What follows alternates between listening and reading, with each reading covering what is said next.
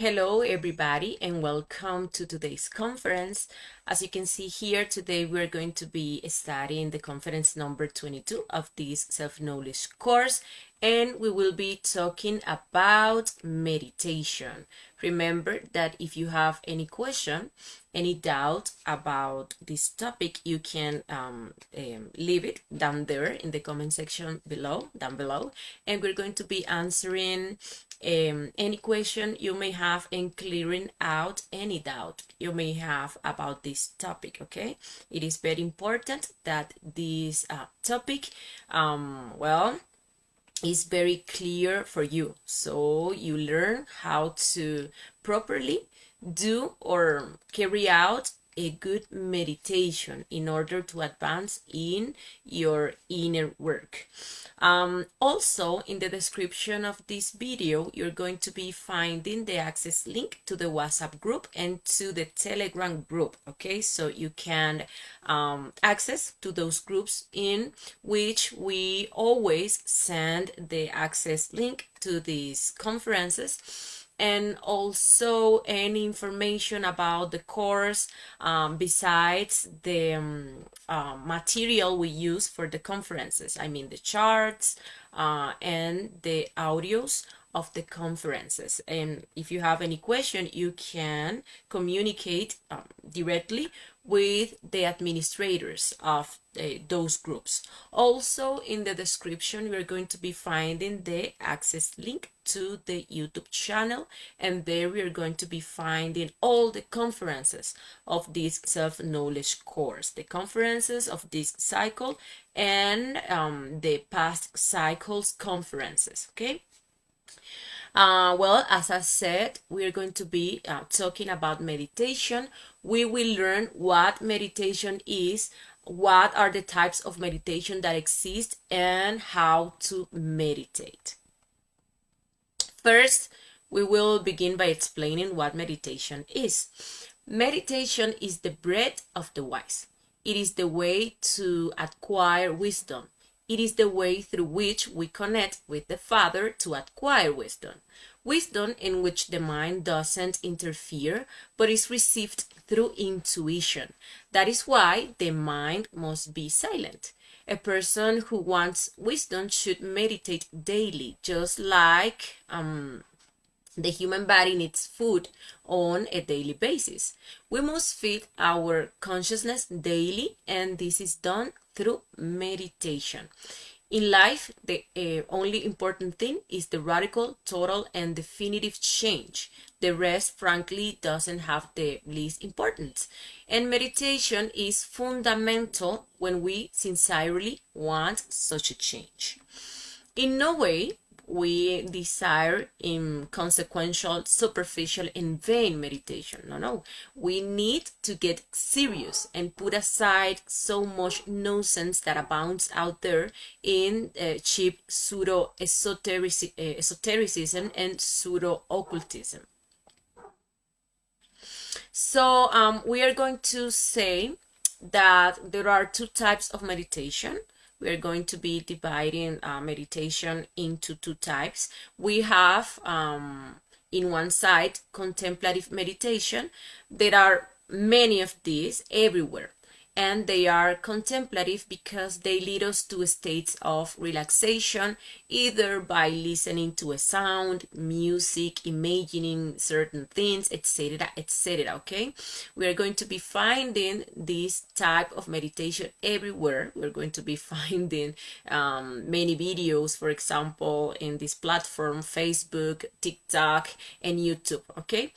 However, when we finish such meditations, the state of relaxation is lost for whatever reason, and we realize that we are still the same, having the same defects and making the same mistakes. We finish meditating and we go down the street, someone bumps into us, and that's where our anger comes out. We have not changed anything. The other type of meditation is transcendental meditation, and within this category, we have reflective meditation, which is what we are going to be explaining today, and transcendental meditation, through which we can access the sixth and seventh dimensions of nature, the higher dimensions, also known as the heavens, and bring wisdom from there. Later in the course, we will be explaining how this transcendental meditation is done using a technique called koans. We have to know how to be serious. We have to know how to change if we really want or don't want, if we really don't want to fail in our esoteric work. The one who doesn't know how to meditate, the superficial, will never be able to dissolve the ego. He will always be an impotent log in the furious sea of life. The material that we will use for meditation are the scenes of our life. We can only withdraw wisdom from those scenes and situations that we have experienced. Our life is like a movie made up of scenes, and some actors participate in those scenes. And let's remember that these actors are our multiple psychological defects that are manifested through us. Therefore, if we want to radically change our lives, we have to eliminate the actors who participate in these scenes. The situations of the practical life must be deeply understood through the technique of meditation. The didactic material for meditation is found precisely in the different events or circumstances of the practical life, or our daily life, okay? Circumstances both pleasant and unpleasant, since we came here to extract wisdom from good and evil. Any circumstance must be reconstructed through conscious imagination, through the technique of meditation. The reconstruction of any scenes allows us to verify for ourselves and directly, to verify for ourselves and directly the intervention of various participating defects in it. Example, a scene of loving jealousy. Eyes of anger, jealousy, and even hate intervene in it. Understanding each one of these defects, each one of these factors implies, in fact, deep reflection, concentration, and meditation. People always protest against unpleasant events. They don't know how to see the utility of such events. Instead of protesting against unpleasant circumstances, we must extract from them through meditation the useful elements for our spiritual growth. And it must be said that it is from the unpleasant events that we can extract the most wisdom.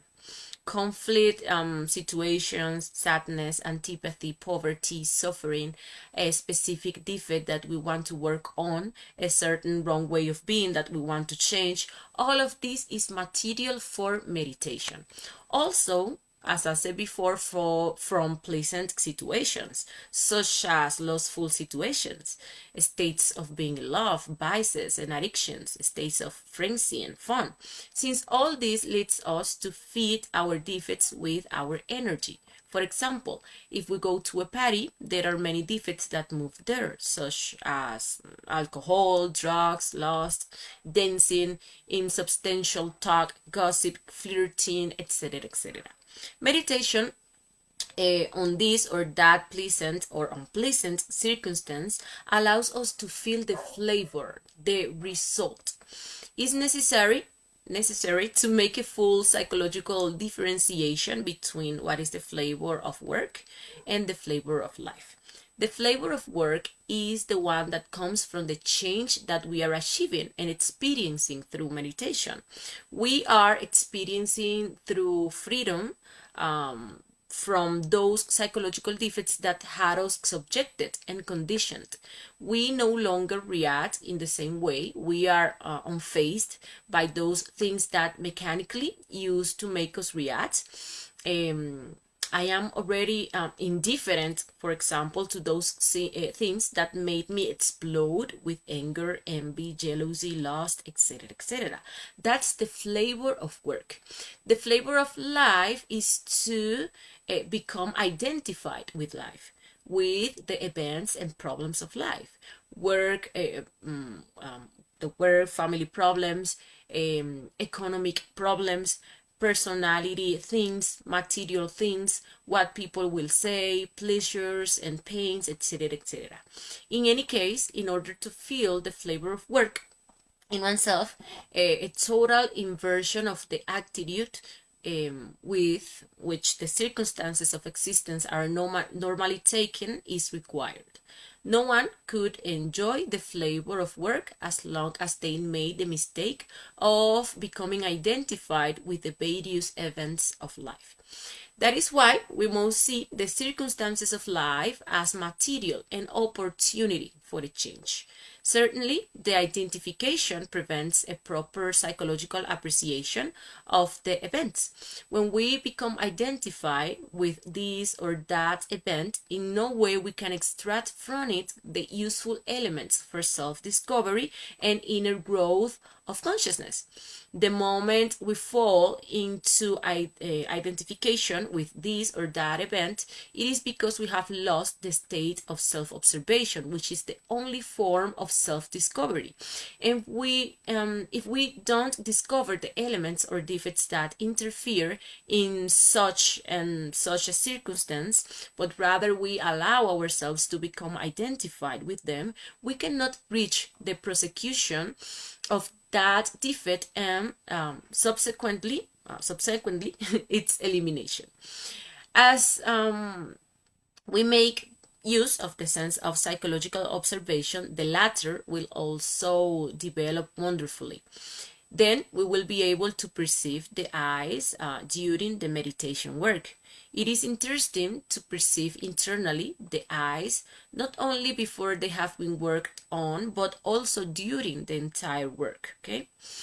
When the eyes are decapitated and disintegrated, we feel great relief, great happiness. The esoteric worker who returns to identification after having lost his guard, the state of self-observation, again feels the flavor of life, instead the flavor of work. The various pleasant or unpleasant events exist within us or without us, and are continually repeated mechanically. The problems are of life, and if there were a final solution, well, life would not be life but death. Life is a wheel that turns mechanically with all the pleasant and unpleasant circumstances, always recurring. We cannot stop the wheel. Good or bad circumstances are always processed mechanically. We can only change our attitude towards the events of life. Then there may be modification of the circumstances and of the problems, okay? If we change internally, well, our external world is going to be changing also, okay? The change starts from the interior to the exterior. As we learn to extract the material for meditation from among the very circumstances of existence, we will discover and get to know ourselves, okay? Because we are going to be discovering the different elements that we carry within our psychology, and we are going to be, well, understanding them and extracting from them all the wisdom that is trapped within them, okay? So that is the process to get to know ourselves. Well, now we will explain how reflective meditation is done. First, we need a quiet place where there is no noise, or we would be interrupted, or we wouldn't be interrupted. Then we do the conjuration of the belly link and the magic circle, as we learned in lecture number 7, to clean the environment. Remember that the belly link is going to help us, with the dark entities or larvae or black magicians that are in the around us, okay? And there we're going to be closing that space with the magic circle. Well, then we're going to be making a plea for assistance to the inner Father and our Divine Mother, so that they direct us in this meditation. We can be asking for concentration, a good imagination, and so on. Then we move on to relaxation. Okay, we're going to be relaxing the emotion, the mind, and the physical body. To relax the emotion, well, we are going to be doing this through breathing. Okay, we inhale and exhale until there is no tension in the emotion. Then comes the relaxation of the mind, which we will do by listening to sounds for 1 minute. And finally, the relaxation of the physical body, where we will use our imagination to feel all the parts of our body and order them to calm down, to relax, and distend. Okay, you are going to be making sure that our physical body is comfortable. Remember, and we studied that in the previous conference, that where there is a tension, well, that is where our attention is going to be focusing. Okay, so we need to free ourselves for any tension in the emotion, the mind, and the physical body, so we can get to a perfect concentration. Okay, well, the next step is to reconstruct a certain scene or event. If we don't remember the scene perfectly, we can use the mantra Raon Gaon, which is pronounced as follows. Raon Gaon. We're going to be pronouncing this mantra while concentrating in our heart, okay? Then we begin to observe each one of the little details that participate in that scene, observing the thoughts we had, the feelings we had, the desires that moved, and the actions we did. It is important that we divide ourselves into observer and observed. Who observes is consciousness, the 3% of free consciousness, and the observed is the ego, the remaining 97% of trapped essence. We most see these scenes like someone watching a movie and wanting to observe carefully the action of the actors involved. For example, if we are reflecting on a scene of an argument with a co-worker, we must observe that what we were thinking at that moment. We thought about how bad worker he is, that he's a lazy person, he's a prepotent person and thinks he's superior. We think about the words to offend him. We make suppositions about why he acts the way he's acting.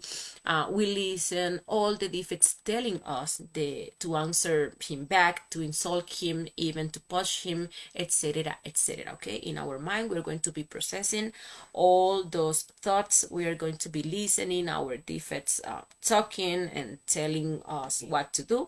We may think that we are the one thinking. No, we are in fact listening to our psychological defects. Okay, we are going to be fantasizing, we are going to be planning, or we are going to be remembering past situations and so on. Okay, in our feelings, we are going to be feeling anger, frustration, even fear. Okay, we have the desires to argue, to offend and insult him, to attack him and punch him, and even to kill him.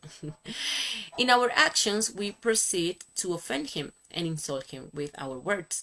We make gestures of anger and contempt. We throw some object at him or get into a physical fight and so on.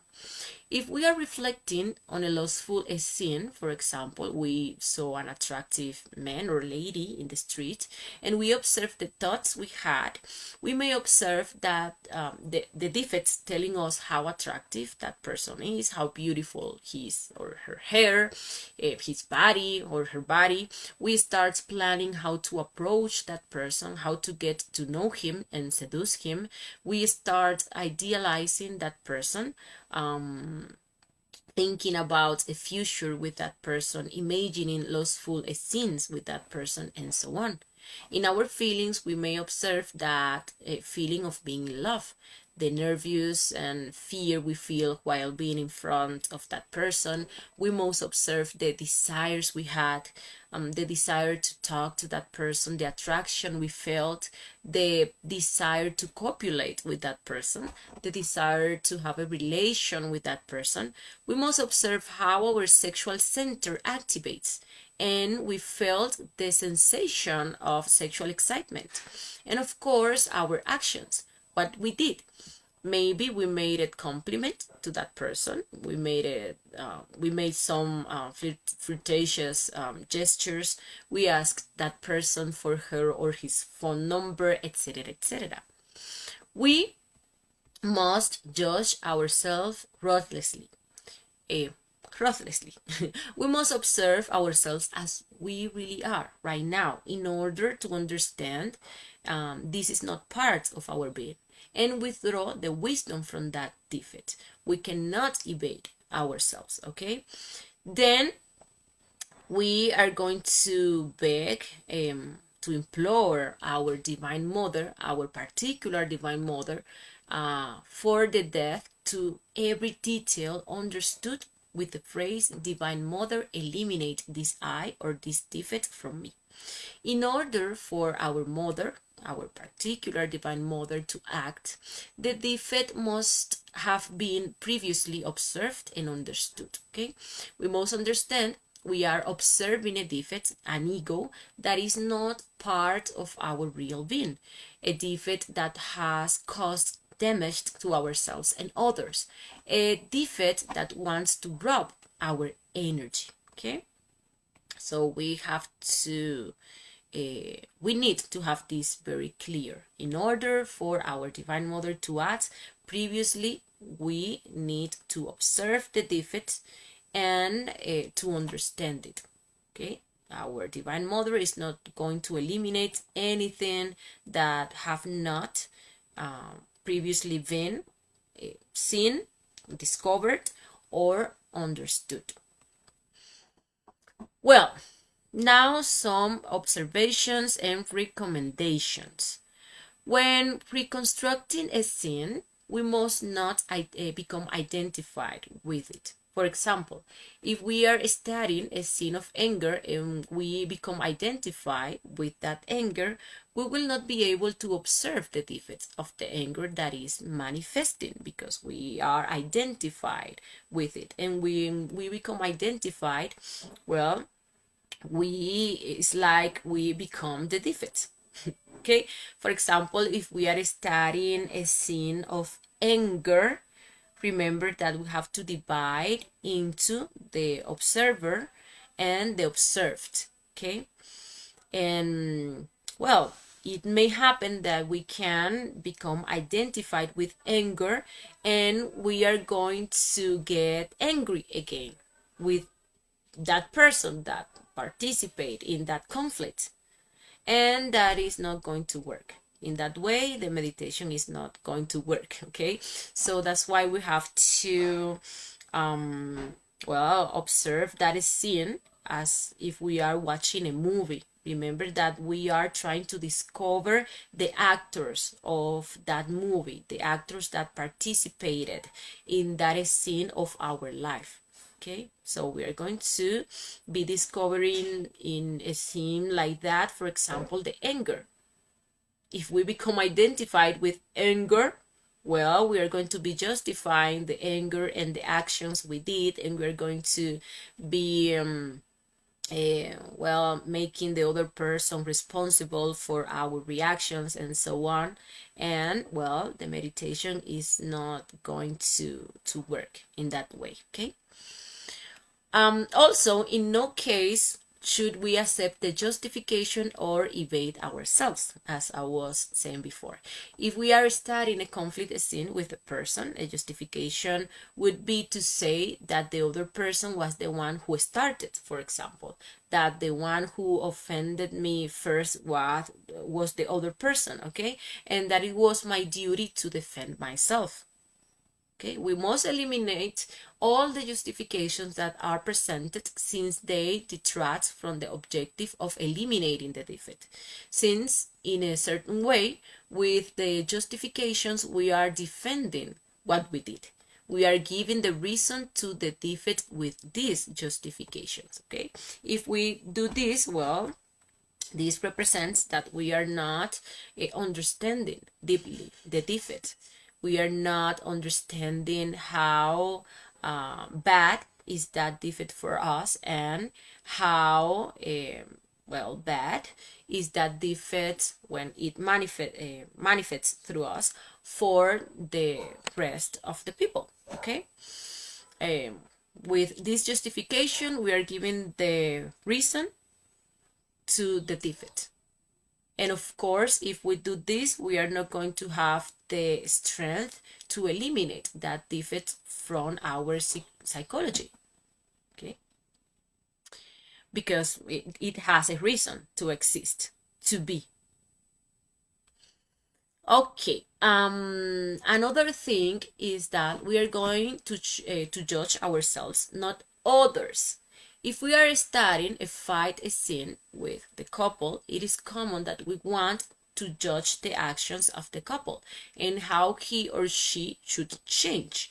We begin to find his faults and think that he should change so that I wouldn't get so angry and get in such a bad mood. He is the one to blame for making me get in this state, is what the defect says. The marked tendency to blame others is an obstacle to understanding our own mistakes. Unfortunately, it is a very difficult task to destroy in ourselves, well, the tendency to blame others. It is our defects that we are going to observe and blame, not those of others, okay?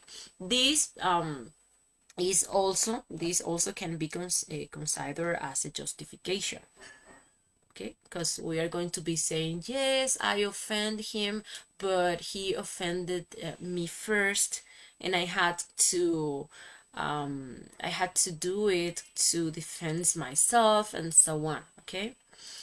And yes, I committed adultery, but that person provoked me or was insinuating to me, and so on. It was not my fault. But there we are defending our lustful defect, and we are blaming the other person. Well, the other person has the lustful defect, the anger defect. It's true, but we cannot change the other person's psychology.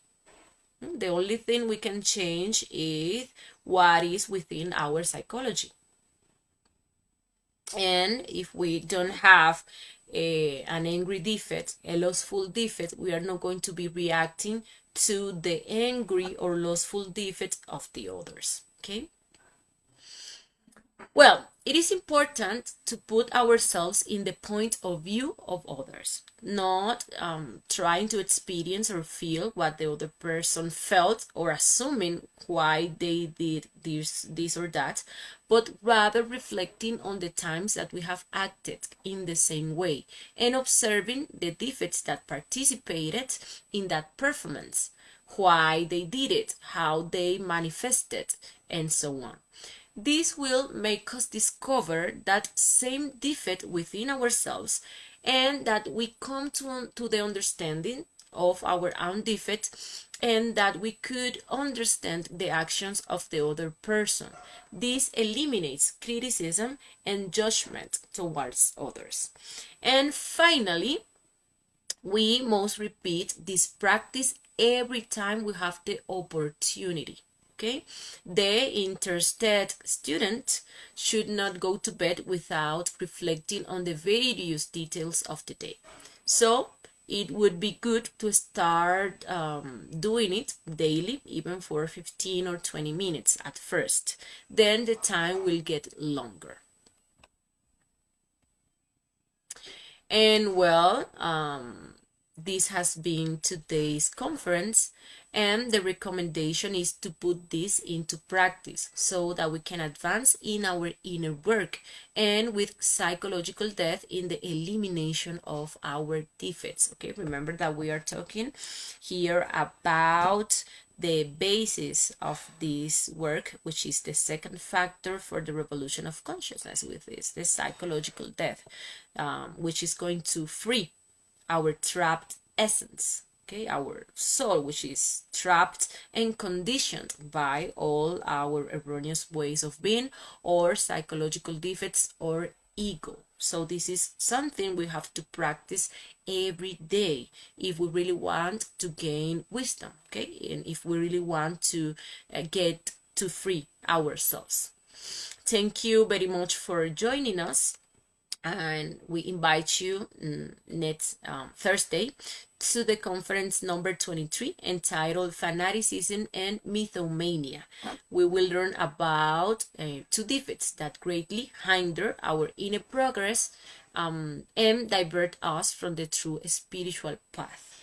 Okay, so thank you very much. Until next time, and bye bye.